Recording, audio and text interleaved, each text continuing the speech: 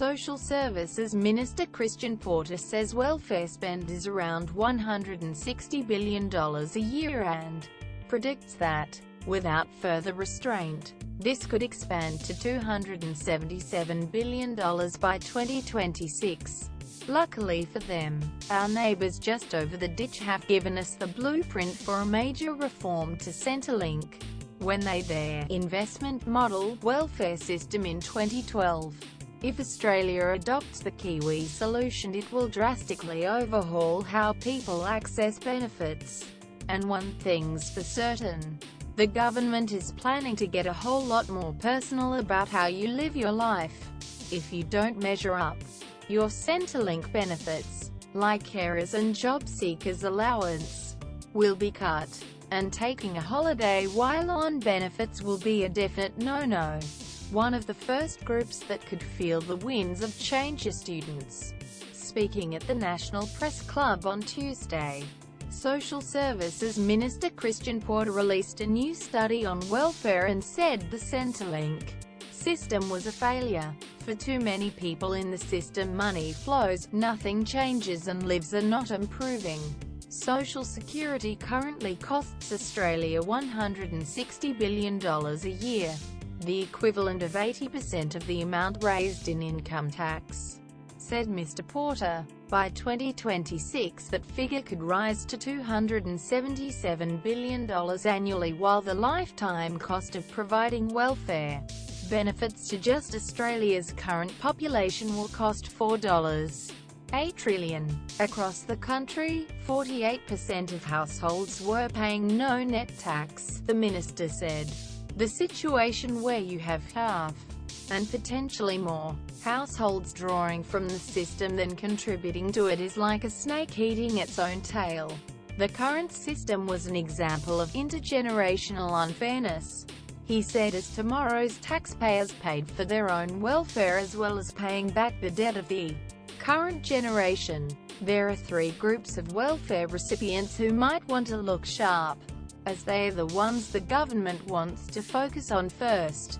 All eyes are on New Zealand and its controversial reforms that have netted Wellington $12 billion in savings already.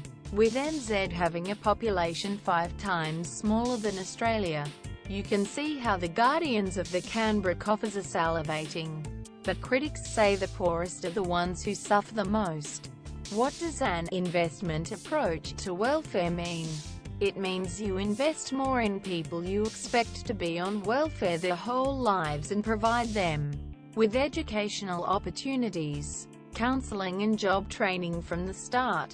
Young parents, for instance, might get help with child care costs so they can study. The idea being you support people early on but save money in the long run as they move off welfare. How does the government even know who's going to be on welfare their whole lives? Here's where it gets all a bit Big Brother. They know because of harnessing big data, using modeling insurance companies have harnessed for years. The Kiwis can work out what groups will have an increased lifetime liability, and so focus on them. Groups such as, you guessed it, young parents, carers and students. Sounds fair enough, but there's a catch, right? Who?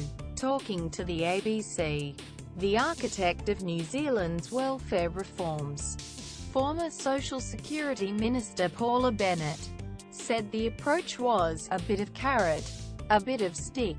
Quote, basically, the government will pay for you to get on the career ladder, but if you don't fulfill your social obligations, you'll be cut off. Social obligations? They sound sinister. These are the rules you need to follow to get your Centrelink payments. And there are lots of them. If you're an adult on benefits in NZ, you need to spend 30 hours a week looking for work. You need to take any job offer that is suitable, attend training courses and even pass drug tests. Wanting an overseas holiday? Don't even think about it. This is breaking the rules. And if you don't meet your social obligations, say sayonara to Centrelink.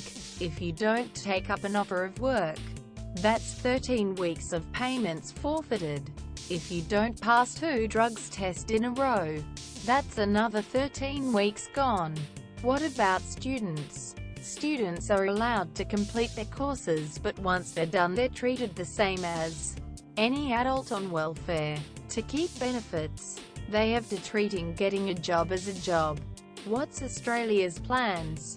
First up, Minister Porter said the government would plough $98 million in a try, test and learn fund. The details of this are a bit scant, but Mr. Porter said it was a BYO ideas, lot of cash to encourage the non-government sector, including private companies, to come forward with ideas to transition people into employment. But does it work? Depends how you look at it. Wellington loves the program due to the billions it saved, but critics aren't so sure, saying its main metric is simply moving people off benefits. This can ignore the quality of work people are getting and the value of their unpaid work. For instance, a carer who now works part-time in a low-paid job may need to access even more government funding to pay for someone to help the person they care for. Meanwhile, in Auckland, homeless rates are said to have skyrocketed as people who failed to meet their social obligations lost all their government support. Will it happen in Australia? Already a key crossbencher, Nick Xenophon, has thrown some suggestions into the ring, saying Australian farmers struggling to find fruit pickers should be able to hire people on the dole.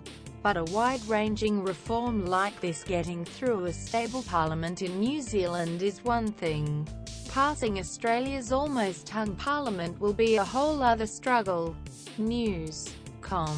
Our privacy policy includes important information about our collection, use and disclosure of your personal information, including to provide you with targeted content and advertising based on your online activities.